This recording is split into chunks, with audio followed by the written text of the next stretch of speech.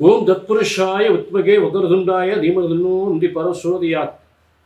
அனைவருக்கும் கோடான கோடி நமஸ்காரங்களை பிரம்மசக்தி சித்தர்வாக்கு ஜோதிடர் தெரிவித்துக் கொள்கிறேன். எல்லாரும் எப்படி இருக்கீங்க? சீரும் சிறப்புடன் சகல யோகங்களும் சகல செல்வங்களும் சிறந்த ஐஸ்வர்யங்களும் பெற்று சிறந்த வாழ்க்கை வாழ வேண்டும். வெற்றி நிச்சயம் உங்களுக்கு. இந்த நவம்பர் மாத பலன்கள் வெற்றியின் உறுதி. ஏனென்றால் இந்த நவம்பர் மாதத்தில் எந்த வருடத்திலும் எந்த மாதத்திலும் இல்லாத ஒரு சிறந்த அமைப்புகள், உங்கள் அனைவருக்குமே வெற்றி வாகை சூடக்கூடிய கிரக அமைப்புகள், உத்தியோகத்தையும் பொருளாதாரத்தையும் முன்னேற்றம் தரக்கூடிய பொன் பொருளை செல்வங்களை கொட்டி தருகின்ற குரு உச்சம் பெற்றிருக்கின்ற ஒரு அமைப்பு. அடுத்ததாக காலபுருஷ தத்துவத்துக்கு பாக்கியாதிபதி என்று சொல்லக்கூடிய குருவே உச்சம் பெற்றிருக்கிற ஒரு அமைப்பு. காலபுருஷ தத்துவப்படி தனகாரகன் என்று சொல்லக்கூடிய காலபுருஷனுக்கு 2ஆம் இடம் தனஸ்தானாதிபதி அந்த சுக்கிரனாகப்பட்டவன் சகல செல்வங்களும் சகல யோகங்களும் திருமண யோகங்களும் சொத்து சுகங்களும் சுகபோக வாழ்வை அளித்திரு சுக்கிரன் வலிமையோடு இருக்கக்கூடிய துளாராசியில் வலிமையோடு இருக்கக்கூடிய ஒரு சிறந்த காலம். சூரியன் புதனும் சுக்கிரன் 3 பேரும் சேர்ந்து காலபுருஷ தத்துவத்துக்கு 7ஆம் இடத்தில் இருந்து பல திருமண யோகங்களை தரக்கூடிய ஒரு சிறந்த ஐப்பசி மாதம். உயர்ந்த பதவிகளை தரக்கூடிய ஐப்பசி மாதம். ஐப்பசி மாதம் கார்த்திகை மாதம் சேர்ந்ததுதான் இந்த நவம்பர் மாதம். ஐப்பசியும் கார்த்திகை, ஐப்பசி 15 நாட்கள், கார்த்திகையில் 15 நாட்கள். இப்படிப்பட்ட யோகம் இருக்கக்கூடிய சிறந்த அமைப்புகள். அடுத்து செவ்வாயாகப்பட்டவன் பூமி யோகத்தையும் அரசியல் பதவியும் அரசியல் பெரிய மாற்றத்தை உருவாக்கக்கூடிய ஒரு சிறந்த யோகக்காரன் என்று சொல்லக்கூடிய அரசாங்கத்திற்கும் பூமிக்கும் அதிபதியான இந்த அதிகாரத்துவம் வாய்ந்த அரசியல் அரசாங்கத்திற்கு அதிகாரம் பெற்ற பூமிகாரன் என்று சொல்லக்கூடிய பூமி ஆளக்கூடிய தன்மை என்று சொல்லக்கூடிய ஒரு அரசாட்சி செய்யக்கூடிய ஒரு தகுதியை ஏற்படுத்தக்கூடிய எல்லாருக்கும் பூமி யோகத்தை ஏற்படுத்தக்கூடிய பதவி யோகத்தை ஏற்படுத்தக்கூடிய செவ்வாயாகப்பட்டவன் ஆட்சி பெறுகின்ற காலபுருஷ தத்துவத்துக்கு 8ஆம் இடத்தில் பல சொத்து சுகங்களை அள்ளித் தருகின்ற இடத்தில் செவ்வாய் ஆட்சி பெற்ற ஒரு நவம்பர் மாத பலன்கள்.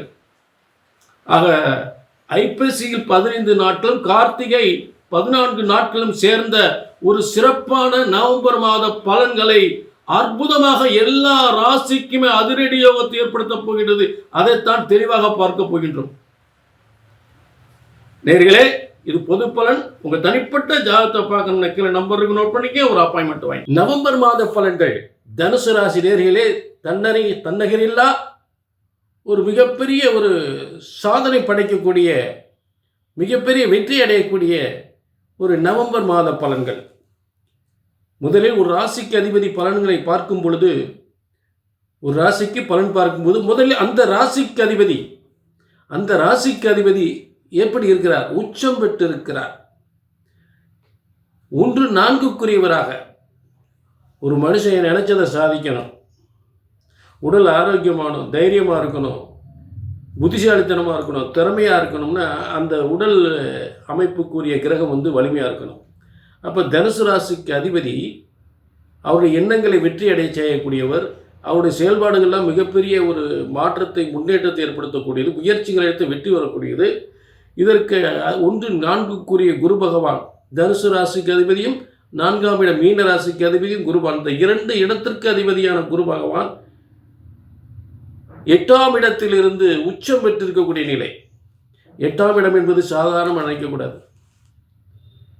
8ஆம் இடத்துல மோசமான கிரகங்கள் இருந்தால், ஒரு 6-8 அதிபதிகள் இருந்தால், 6ஆம் அதிபதி சனி ராகுவுடன் சேர்ந்திருந்தால் மிக பிரச்சனைகளை ஏற்படுத்தும். ஆனால் அந்த 8ஆம் இடத்தில் உங்கள் ராசிக்கு அதிபதி 8ஆம் இடத்திலிருந்து உச்சம் பெற்று இருக்கக்கூடிய ஒரு சிறந்த அமைப்பு.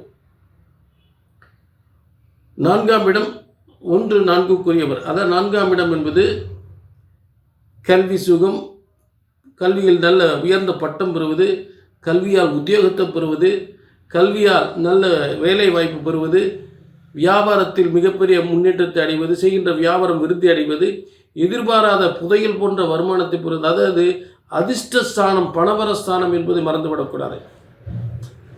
அதிர்ஷ்டஸ்தானம் பணபரஸ்தானம், திடீர் அதிர்ஷ்டம், திடீர் செல்வம், திடீர் புதையல். 4ஆம் இடத்திற்கு 4, 5, 6, 7. 4ஆம் இடத்திற்கு 5ஆம் இடம் என்பது அதுதான் திடீர் அதிர்ஷ்டம் என்று சொல்லக்கூடியது. 4ஆம் இடத்திற்கு 5ஆம் இடம். அப்போ 4ஆம் இடத்திற்கு 5ஆம் இடம் என்பது 4ஆம் இடம் புதையல் போன்ற ஒரு யோகத்தை ஏற்படுத்தக்கூடிய இடம். அது உண்மையிலே கிடைக்குமா என்பதை 8ஆம் இடம் சொல்லக்கூடியது. 4ஆம் இடத்துக்கு 5ஆம் இடம். ஒரு ஸ்தானத்திற்கு யோகத்தை வழங்கக்கூடிய ஸ்தானம் 5ஆம் இடம். அந்த ஸ்தானம் ராசிக்கு 8ஆம் இடம். 8ஆம் இடம் என்பது எதிர்பாராத பொன் பொருள் செல்வத்தை புதையல் சொத்துக்களை கொடுக்கும். சொத்துக்களை கொடுக்கும். புரிஞ்சுட்டீங்களா? ஆக குடும்பத்திற்கு நல்ல ஒரு முன்னேற்றம் ஏற்படும். பெண்ணாக இருந்தால் கணவன் மூலம் நல்ல வருமானத்தை பெறலாம். ஆணாக இருந்தால் மனைவி மூலம் நல்ல வருமானத்தை பெறலாம். ஏன்னா 7ஆம் இடத்துக்கு 2ஆம் இடம் குடும்பஸ்தானம். கணவனால் மனைவிக்கு யோகம், மனைவியால் கணவனுக்கு யோகம். 7ஆம் இடம் கணவன் தான் கணவனுக்கு குடும்பஸ்தானம், மனைவி என்றால் கணவனுக்கு குடும்பஸ்தானம். பெண்ணாக இருந்தால் ஆணுக்கு குடும்பஸ்தானம், ஆணாக இருந்தால் பெண்ணுக்கு குடும்பஸ்தானம். ஆக கணவன் மனைவி மூலம் மிகப்பெரிய முன்னேற்றம் அடையக்கூடிய ஒரு சிறந்த காலம். பொருளாதார முன்னேற்றம், பதவி முன்னேற்றம், தொழில் முன்னேற்றம், வியாபாரம், வருமானம் அனைத்தும் சிறப்பு பெறுகின்ற ஒரு அமைப்பு. 4ஆம் இடம் சொத்துக்களை பெறுவது, சுகங்களை பெறுவது, வாகன யோகத்தை பெறுவது, பொதுமக்கள் ஆதரவை பெறுவது. வியாபாரத்தில் பொதுமக்கள் ஆதரவு இருந்தால் வியாபாரம் நடக்கும். அடுத்ததாக நம்ம அதாவது எவ்வளோ வியாபாரம் வருமானம் முன்னேற்றம் இருந்தால் நிம்மதியாக சொத்து சுகத்தோட நல்லா நிம்மதியாக கட்டிலில் பஞ்சு மெத்தையில் படுத்து தூங்க முடியுமா அப்படின்னு இந்த 12ஆம் இடம் தான் அயன பொயன அயன சயன போக சுகம் அப்படின்னு சொல்லக்கூடிய இடம். அயன சயன போக சுகம். 12ஆம் இடத்துல பலவிதமான நல்ல போஜனங்களோடு, சுகமாக நல்ல சொத்துக்களோடு, வீடு வாச சொத்துக்களோடு சுகமாக படுத்து தூங்கக்கூடிய ஒரு யோகம் அப்படின்னு சொல்லக்கூடிய 12ஆம் இடம். அந்த இடத்துல ஆட்சி பெற்ற விருச்சிக ராசியில் 12ஆம் இடம், தனுசுக்கு விருச்சிக ராசி 12ஆம் இடம். அந்த இடத்துல செவ்வாய் பூமிகாரகனாக, உத்தியோகத்தின் உயர்வு தருவனாக, 5ஆம் அதிபதியே 12ஆம் இடத்தில் இருப்பது, 5ஆம் அதிபதியே 12ஆம் இடத்தில் இருப்பது எப்படி பாருங்க, கிரக அமைப்புகள் எப்படி பாருங்க. 4ஆம் இடத்துக்கு 5ஆம் இடத்துல குரு உச்சம், 4ஆம் இடத்துக்கு 5ஆம் இடம்.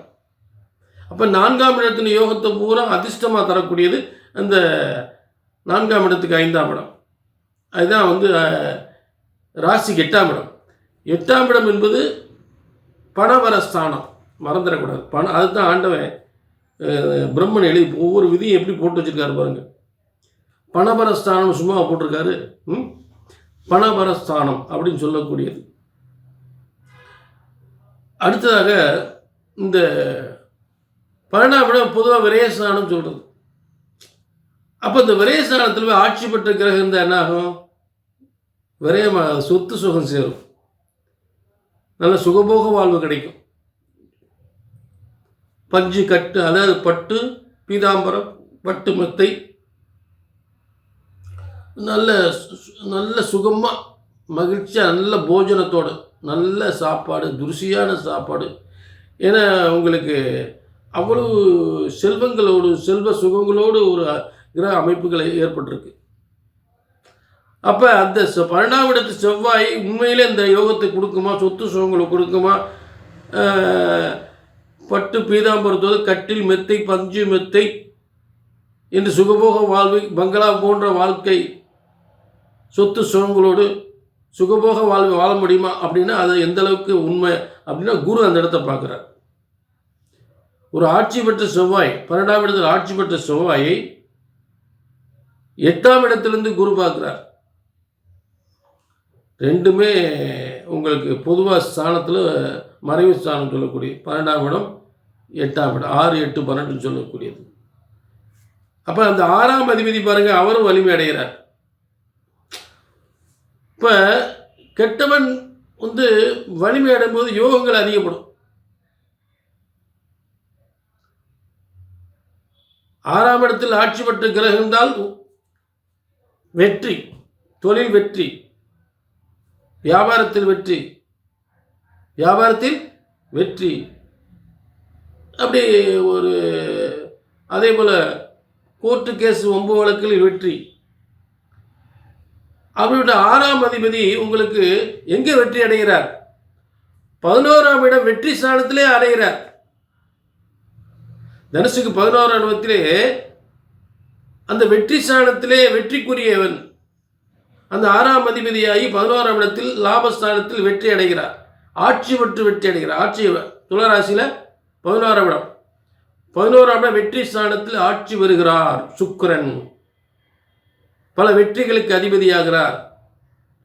தொழில் வெற்றி, வருமான வெற்றி, முன்னேற்ற வெற்றி, ஆக எல்லாவித வெற்றிகளும் அடையக்கூடிய மேல் அந்த இடத்துல உங்களுக்கு யாரெல்லாம் இருக்கான்னு பார்க்கணும். அதை பார்க்கணும் போது அந்த 11ஆம் இடத்துல உங்களுக்கு 9ஆம் அதிபதி பாக்கியாதிபதி, அந்த பாக்கிய சகல பாக்கியங்கள் தரக்கூடியவன் லாபஸ்தானம். அப்போ சகல பாக்கியம் வெற்றிகளாக முடியும், சகல செல்வங்களும் வெற்றிகளாக உங்கள் கைக்கு வந்து சேரும், சகல தொழில்களும் சிறப்பாக அமையும். அங்கே உங்களுக்கு 7ஆம் அதிபதி வேறு அங்கே இருக்கார். தனுசுக்கு 7ஆம் அதிபதி புதன். அந்த 11ஆம் இடத்துல யாரெல்லாம் இருக்கா? கணவன் மூலம் மனைவிக்கு யோகம், கணவனால் திடீர் அதிர்ஷ்டம், மனைவியால் திடீர் அதிர்ஷ்டம். அப்பா சொன்ன பார்த்தீங்களா, அது நிரூபிக்கப்படக்கூடிய வகையில் அமையுது. இப்போ பொதுவாக இந்த 11ஆம் இடத்துல சூரியன் வந்து நீசமாக இருக்கார்.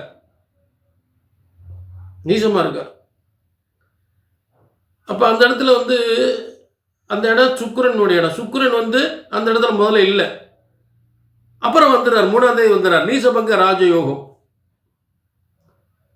சுக்கிரன் அந்த இடத்துல ஆட்சி பெறும் பொழுது சூரியன் நீசபங்க ராஜயோகம் ஆயிடுறார். நீசபங்க ராஜயோகம் என்பது பிரச்சனைகளை ஏற்படுத்தி தொழில் தடைகள், வருமான தடைகள், லாபம் வரல, முன்னேற்றம் வரல அப்படின்ற வார்த்தையை சொல்லி அதுக்கப்புறம் எதிர்பாராத வருமானங்கள் வருது. வருத்தப்பட்டுட்டே இருப்போம். திடீர்னு காசு பணம் கொட்டிடும், வருமானம் கொட்டிடும், நல்ல பதவி யோகம் கிடைச்சிடும், நல்ல உத்தியோகம் கிடைச்சிடும், நல்ல திருமண வாழ்க்கை கிடைச்சிடும். 11ஆம் இடம் திருமணத்தில் வெற்றி பெறுவது, திருமணத்தால் வெற்றி பெற. 11ஆம் இடம் வந்து போச்சுன்னா திருமணத்திலும் போயிடும். ஆக நல்ல திருமண யோகம், நீண்ட நாள் நடக்காத திருமண காரியங்கள், நீண்ட நாள் கணவனை பிரிந்தவர்கள் ஒன்று சேருவது. ஏன்னா அங்கே 7ஆம் இடத்தை அதிபதி இருக்கார். கணவன் மனைவிக்குள்ள பிரிவு ஏற்பட்டிருந்தால் பிரிவில் ஒன்று சேரக்கூடிய காலம். ஏன்னா 7ஆம் அதிபதி 11ஆம் அதிபதி ஒன்று சேரும்போது சிலருக்கு 2, 3 திருமணங்கள் அதற்கும் வாய்ப்புகள் உண்டு. 2ஆம் கல்யாணம், 3ஆம் கல்யாணம் அதற்கும் வாய்ப்புகளை ஏற்படுத்தும். இப்படிப்பட்ட அருமையான கிரக அமைப்புகள் இந்த நவம்பர் மாதத்தில் ஏற்பட்டிருக்கிற தனுசு ராசினர்களே. ஆக தனுசு ராசினர்களே, இது வந்து பொதுவான பலன், பொது பலன். என்னங்க நிறைய நல்லா சொல்லியிருக்கீங்க, ஒன்றுமே நடக்கலைங்க அப்படின்னா உங்கள் சுய ஜாதகம், உங்கள் சுய ஜாதகத்தில் மோசமான தோஷங்கள், பாவ கிரகங்கள் சம்பந்தப்பட்ட திசா புத்திகள் நடந்தால் நான் சொல்லக்கூடிய பலன்கள் தடைபட தான் செய்யும். ஆக இது எப்போ சரியாகும் அப்படின்றத பிரம்மன் உங்களுக்குன்னு ஒரு தலையெழுத்தில் இருப்பார். எப்போங்க கல்யாணம் முடியலைங்கிற ரொம்ப வருஷம் ஆச்சுங்க, பொண்ணு பார்த்து அடுத்து போயிட்டோம், இன்றைக்கி நடக்கும் நாளைக்கு நடக்குன்னு பார்த்து முடியல. ஒரு தொழில் ஆரம்பித்தேன், அந்த தொழில் நட்டத்துக்கு மேல் நட்டம் போய்கிட்டு இருக்கு. கணவன் மனைவிக்கு ஒரே பிரச்சனை, புருஷன் முன்னாடிக்குள்ள ஒரே பிரச்சனை. கல்யாணம் முடிஞ்சு 10 வருஷம் 11 வருஷம் ஆகிப்போச்சு, குழந்தை இல்லை. இப்படியெல்லாம் ஒரு பிரச்சனைகள், இதெல்லாம் எப்போ சரியாகும், நினச்சதெல்லாம் எப்போ நடக்கும் அப்படின்னா இதுக்கு இந்த தலையெழுத்து, இதெல்லாம் எப்போ நடக்கும்ன்றத பிரம்மன் உங்கள் தலையெழுத்து எழுதியிருப்பார். அது எப்போ அப்படின்னு தெரிஞ்சுக்கணும்னு ஆசைப்பட்டீங்கன்னா தெளிவான முறையில் தெரிஞ்சுக்கலாம். கீழே இருக்க நம்பருக்கு நோட் பண்ணிக்க. இது பிரம்மனால் படைக்கப்பட்டது உங்கள் தலையெழுத்து, பிரம்மனால் எழுதப்பட்டது ஜோதிட சாஸ்திரம், அதை மறந்துடக்கூடாது. ஆக பிரம்மனால் எழுதப்பட்ட ஜோதிட சாஸ்திரம் ஒருபோதும் தப்புவதில்லை, தவறுவதில்லை. பிரம்மன் போட்ட விதியை சரியாக கணித்தால் சரியாக நடக்கும். ஆக மீண்டும் ஒரு நல்ல நிகழ்ச்சி சந்திக்கும் வரை உங்களிடமிருந்து விடைபெறுவது 18 சித்தர்களும் முனிவர்களும் உருவாக்கிய சித்தர் வாக்கு ஜோதிடர் வெற்றி நிச்சயம். நன்றி, வணக்கம்.